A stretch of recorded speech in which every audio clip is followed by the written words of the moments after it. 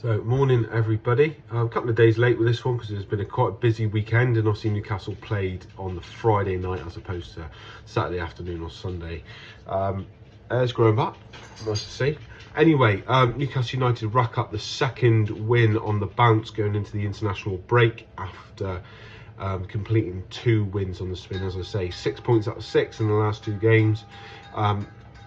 Both 2-1 scorelines, one at home obviously against Wolverhampton Wanderers 2-1, and then 2-1 away to Nottingham Forest. I predicted 2-0 in a video I did prior, but looking back, Nottingham Forest are a hell of a team at home. You know, you see the likes of Manchester City have been unable to snatch 3 points at the City Ground.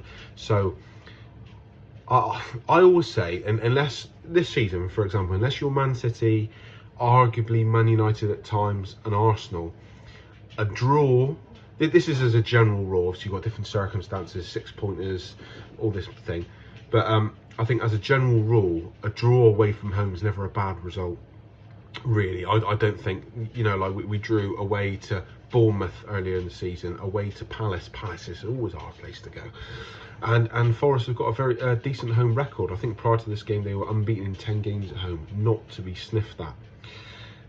That being said, I thought for large periods of the game, the majority of the game, we were the better team. There's no question about it. We deserved the win.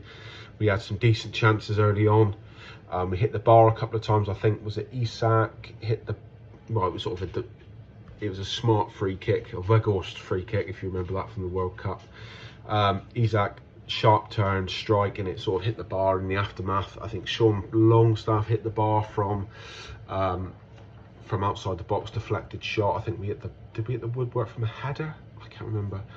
And Joe Willock had a decent chance very early on, which looked a lot easier than it perhaps was. But the takeaway is we're going into the international break having dispelled that recent hoodoo of not being able to score goals, not being able to win games, and losing 3 games on the bounce, albeit to Liverpool, Manchester United and Man City 2-0. Good performance. Tell you what, it was an entertaining game.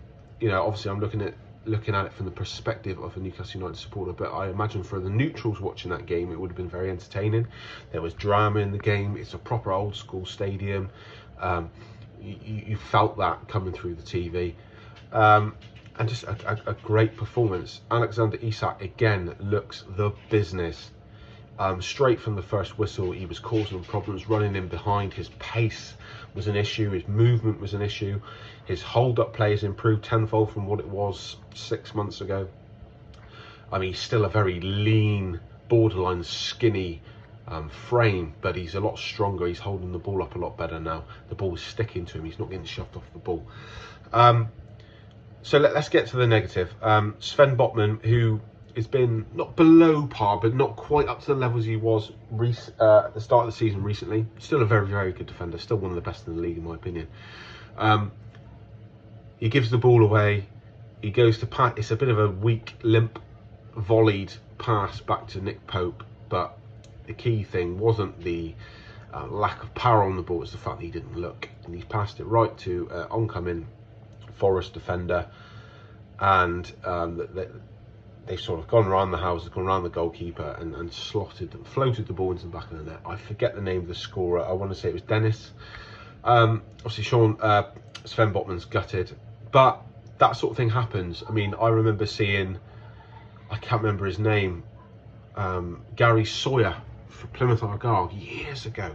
I'm talking probably 2007, 2008, doing the same things. Was watching that live. He's from left back, passed it back without looking, and it's just a nightmare scenario.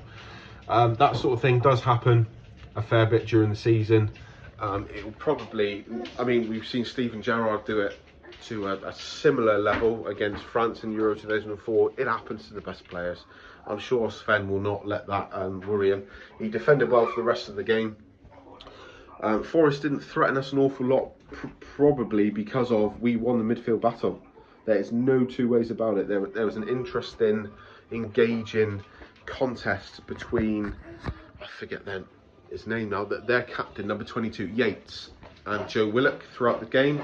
Bruno Guimaraes, I thought he had the best at the better of John Joe Shelvey in every single midfield criterion department. Sean Longstaff obviously did what Sean Longstaff does, ran his bollocks off, grafted, put in the work, put in the mileage. It's a nice play. I thought Dan Burn did really well against their winger. Was it Brennan Johnson, I believe, or was it Gibbs White? Whoever he was up against, he did well. He got caught out once, but he recovered. He rallied to recover, and I thought we played really, really well. But the standout player was Alex Isak. I'll just go through the lineup to start with. It was the same flat back four. I perhaps anticipated that Matty Targett would come in, but he's not coming in yet. I think he came on later in the game. But your standard four of Byrne, Botman, Cher and Trips. Obviously Nick Pope at the back. Midfield three of Willock, Bruno and Sean. And then up front was the biggest change. Miggy Almiron obviously didn't start against Wolves. I anticipated that he would be benched again, just because, you know, he's gone off the ball. You can't be expected to come straight back in just after scoring a goal off the bench. You know, Eddie Howe's not quite that impulsive. But the Paraguayan manager leaked just before the game that Miggy's injured, and that's the way it turned out. So we looked a little bit light in attacking options, but our starting three were Maxi, Isak and Jacob Murphy. And attacking options on the bench, really all we had was Elliot Anderson, Matt Ritchie and Callum Wilson. Now, like I said, Isak was superb.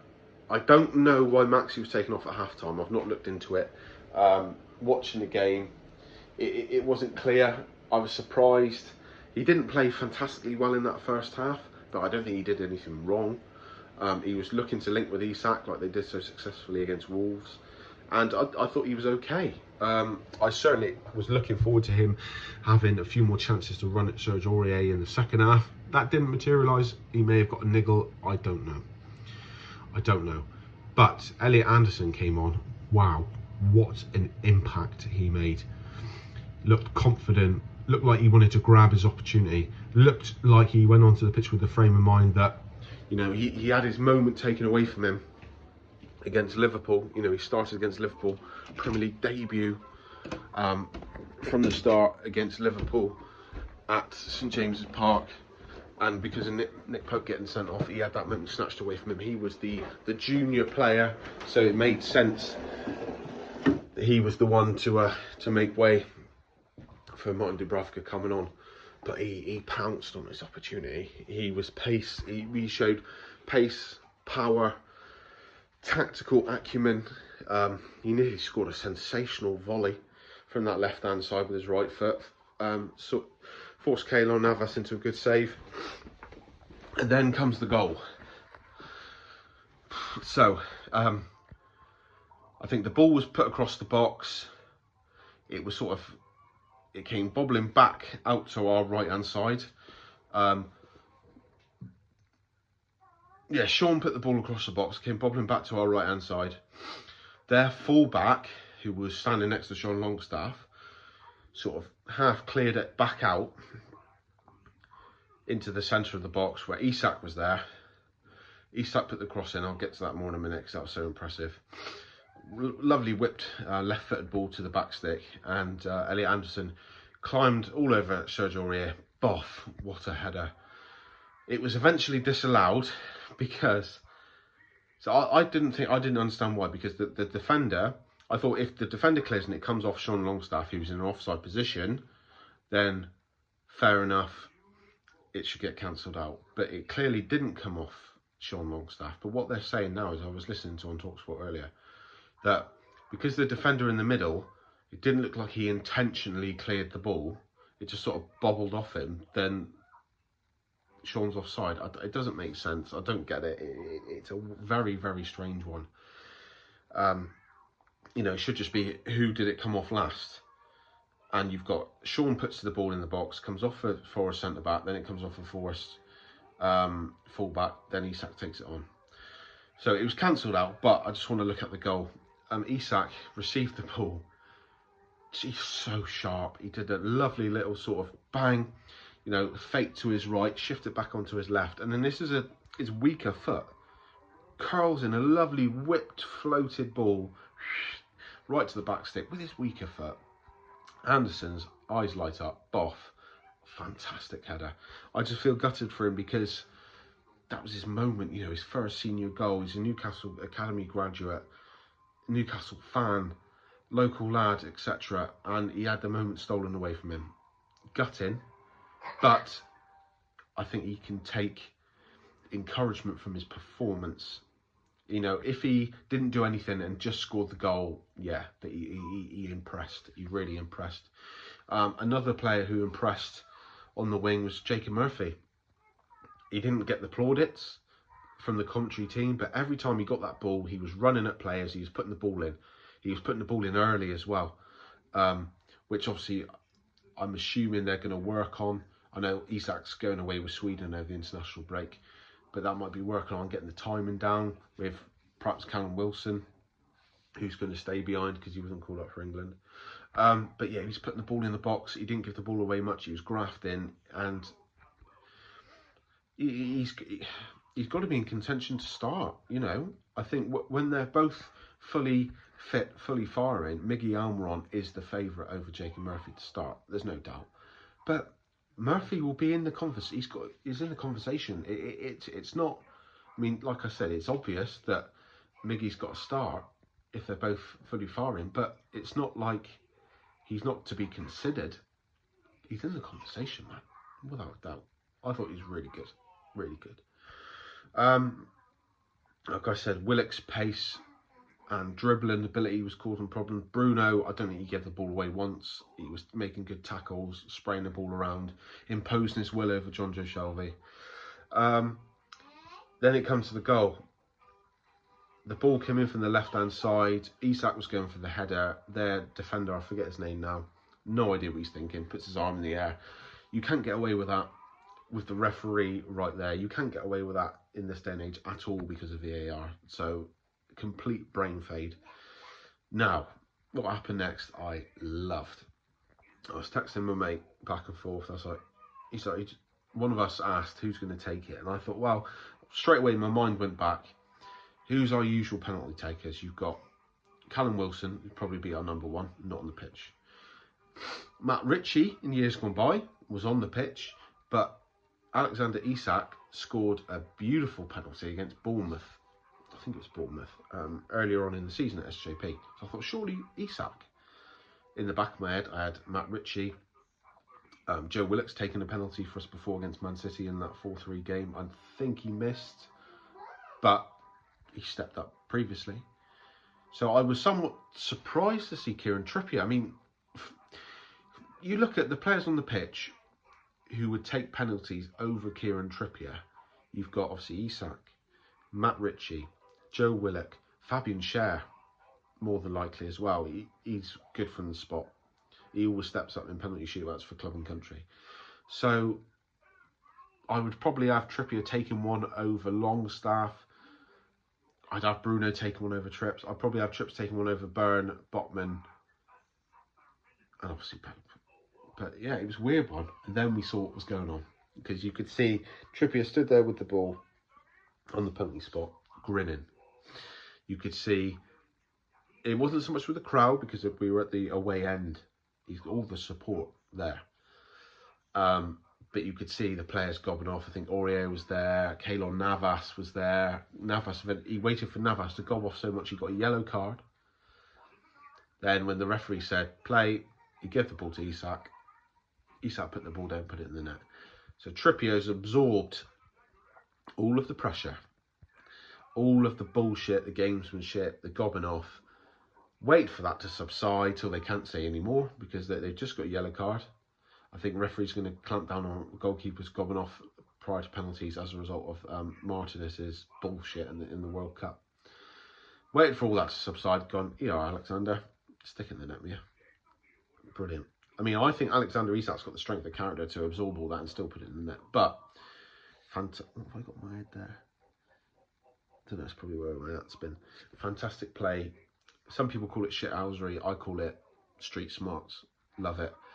He sticks the ball in the net. Wow. Scenes on TV. Wish I could have been there. Incredible. Well done. takes away, I think that's Isak's 6th goal in the Premier League, and when you look at it, he's probably only started 2 or 3 games. Well, he started against Liverpool, I believe he started against Palace, Bournemouth. Alright, he's probably started 6 or 7 games, but 6 goals and 6 or 7 starts is impressive. And yeah, I just hope he comes back from international duty unscathed.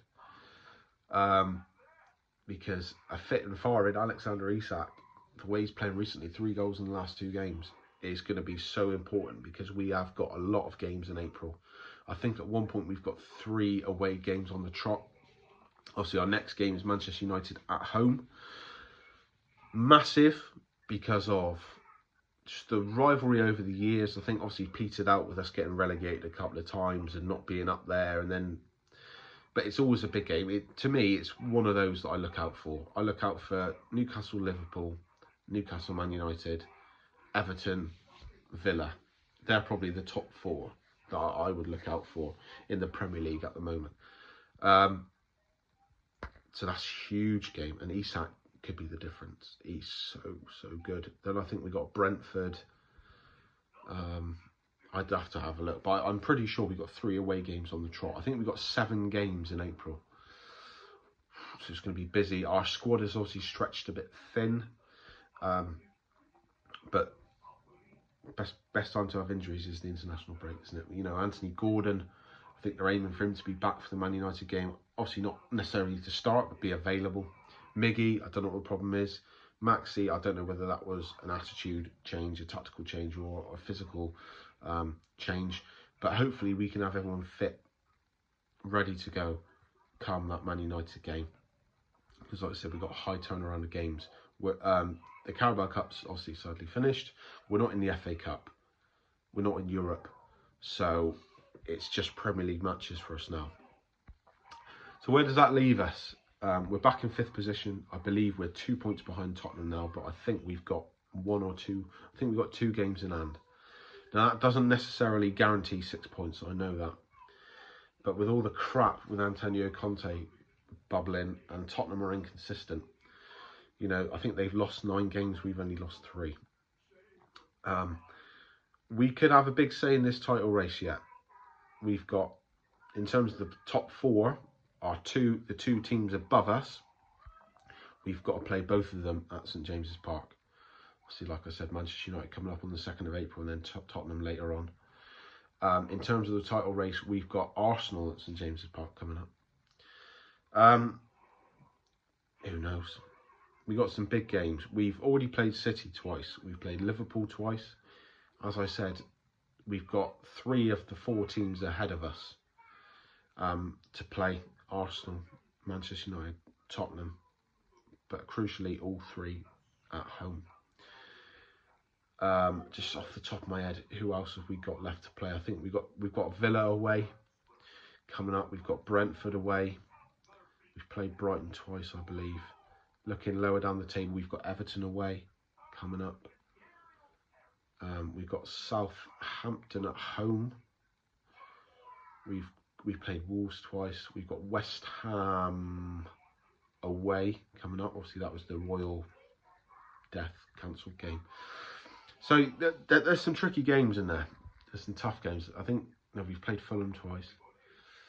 Yeah, we've got some hard games coming up. But all the focus will be on Manchester United on April the 2nd. The team, this is Monday morning. The team are already in Dubai. I think they pretty much would have flown straight from the match to Dubai. Possibly from East Midlands Airport straight to Dubai, I don't know. But I've seen pictures online. Bruno posted a picture of their hotel, or the sights from their hotel, the view, and it obviously warm weather training. Yeah, so notable mentions who won't be there. I think Nick Pope got called up for England. Trips got called up for England. Isak for Sweden. Cher for Switzerland.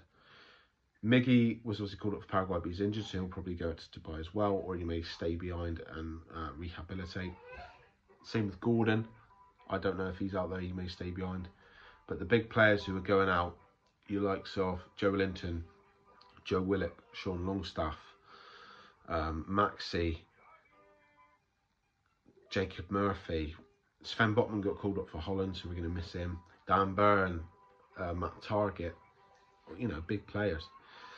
I've just remembered then, yes, of course, Joe Linton has served his 2-match suspension, so he'll be back available for the Man United game. So we should have our 4 top central, well, our only 4 central midfielders really.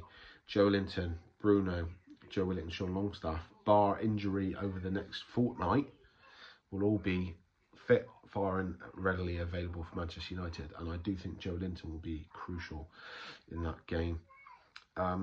We might see, I'll get to predictions about squad selection and whatnot later on, but I think we might see Sean Longstaff drop to the bench for the first time in forever for that game, because Joe Linton's got to come in to try and combat the likes of Eriksen, Bruno Fernandes. Casemiro's thankfully injured, but I think he's got to be shoehorned in. Bruno picks himself, and then Joe Willock, I just think he's been, the last 2 games he's played so well, you can't drop him. But Eddie knows best, and Eddie we trust. We'll see what they say. Now, I'm going to sign off now. Thank you for watching. Please like, comment, subscribe, all this malarkey. And yeah, I'll see you again soon. Thank you.